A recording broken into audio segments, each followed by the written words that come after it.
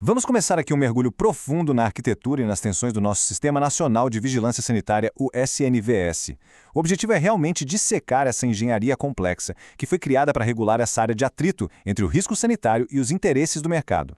Olha, para a gente entender o CNVS de verdade, não dá para ficar só na definição de livro. Ele é muito mais que um monte de regras. É melhor pensar nele como um mediador, sabe? Num cabo de guerra constante.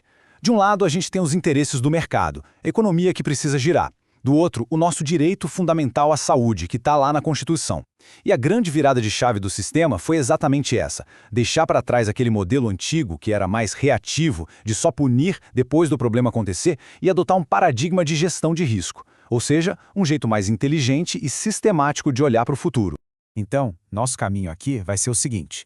Primeiro, vamos olhar para os alicerces legais do sistema. Depois, a gente entende como funciona essa arquitetura em rede, no nível federal, estadual e municipal. Daí, a gente entra no grande desafio da descentralização, o que já nos leva direto para essa mudança de mentalidade, a gestão de risco. E no final, a gente junta tudo isso para refletir sobre a governança e o que esperar para o futuro do SNVS. Bom, todo sistema complexo como esse começa em algum lugar, né? E esse começo é sempre a sua base legal. É ali que os princípios e as competências são definidos. Então, é por aí que a gente tem que começar.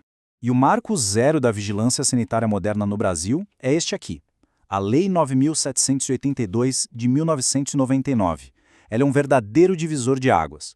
Não só porque ela cria a Anvisa, mas porque ela formaliza a ideia de um sistema nacional, articulando as ações de todo mundo. É essa lei que dá a base para essa estrutura em rede que a gente vai ver agora. Agora, vamos analisar o desenho do SNVS. O conceito central aqui não é o de uma pirâmide com alguém mandando e outro obedecendo.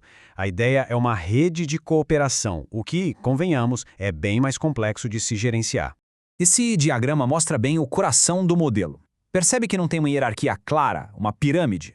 O que a gente vê é uma rede com 3 pontas: União, Estados e municípios. Todos eles têm competências e responsabilidades que se misturam, são compartilhadas. Então a governança aqui funciona na base da negociação, do pacto, e não da ordem direta. Certo. Mas então, qual é o papel da Anvisa no meio dessa rede? Ela é a grande coordenadora nacional. A função dela é dar o norte, estabelecer as diretrizes gerais, as normas técnicas e, muito importante, dar suporte tanto técnico quanto financeiro para os estados e municípios. A Anvisa, portanto, tenta harmonizar a regulação no país todo, mas ela não tem o poder de comando administrativo direto sobre os serviços locais. Ok, agora vamos sair um pouco do papel, do desenho ideal e vamos para os desafios do mundo real. Porque colocar esse modelo descentralizado para funcionar num país tão gigante e desigual como o Brasil, bom, aí o desafio de governança é enorme. A grande questão que fica é, como essa ideia, que é um pilar do SUS, de levar a decisão para mais perto das pessoas, de fato acontece no dia a dia da vigilância sanitária? E essa citação que vem de uma pesquisa feita em Pernambuco mostra um ponto de fratura bem claro. Ela escancara o abismo que existe entre a política, a diretriz de descentralizar e a capacidade real dos municípios de darem conta de todas as responsabilidades e demandas que chegam para eles. E olha, isso não é um problema só de uma região, não. Olhem só esses dados de um estudo nacional da UFMG. Mais de 62% dos municípios não têm um plano formal de vigilância sanitária. A falta de planejamento estratégico significa que a ação acaba sendo, na maior parte do tempo, reativa, fragmentada, em vez de ser proativa e sistêmica. É uma fragilidade que está na estrutura do sistema. E as causas para essa fragilidade são várias e se repetem pelo país. Falta gente, falta dinheiro, falta treinamento contínuo, faltam relações com outras áreas da prefeitura, às vezes falta até o básico como um espaço físico adequado ou um carro para fazer vistoria. O resultado é esse, uma atuação que fica em caixinhas, desarticulada, o que, claro, compromete a eficácia de tudo. Mas apesar de todos esses problemas, a visão dos gestores lá na ponta, nos municípios, traz um detalhe bem importante. Esse gráfico mostra que, para quase 78% deles, a criação da Anvisa melhorou o sistema. Isso sugere que, mesmo com os desafios gigantes da descentralização, ter essa coordenação federal faz sim uma diferença positiva no trabalho do dia a dia. Diante desse cenário todo, o sistema não ficou parado. Ele está evoluindo, caminhando para um paradigma mais estratégico, mais inteligente, que é focado na gestão de risco. Este slide deixa bem clara essa mudança de mentalidade. O sistema está saindo de um modelo que era reativo, focada em fiscalizar e punir depois do fato consumado, para uma abordagem proativa centrada em prevenir e gerenciar o risco. A ideia é usar inteligência e dados para direcionar os recursos, o esforço da fiscalização, para onde o risco é realmente maior. E o que acelerou essa mudança foi um problema regulatório central, a falta de um padrão nacional nos critérios de risco. A mesma atividade econômica podia ser considerada de alto risco num estado e de baixo risco em outro. Essa bagunça, essa simetria, gera uma insegurança jurídica enorme e um desperdício de recursos. A resposta para essa falta de padrão é propor uma classificação única. Nível 1 para baixo risco, que pode ter um licenciamento bem mais simples.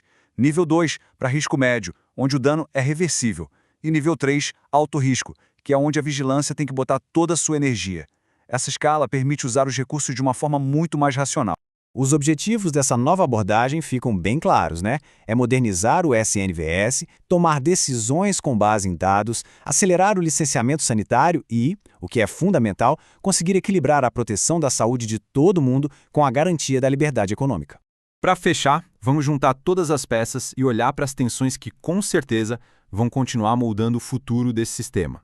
Resumindo, o que a gente viu aqui foi a trajetória de um sistema. Ele partiu de um ideal de cooperação em rede, mas foi forçado pelos desafios da realidade brasileira a evoluir para algo mais forte, um sistema que se adapta. As fragilidades que a gente apontou não são um fracasso do sistema. Pelo contrário, elas foram um motor para essa transição em direção a uma governança de risco mais inteligente e mais alinhada.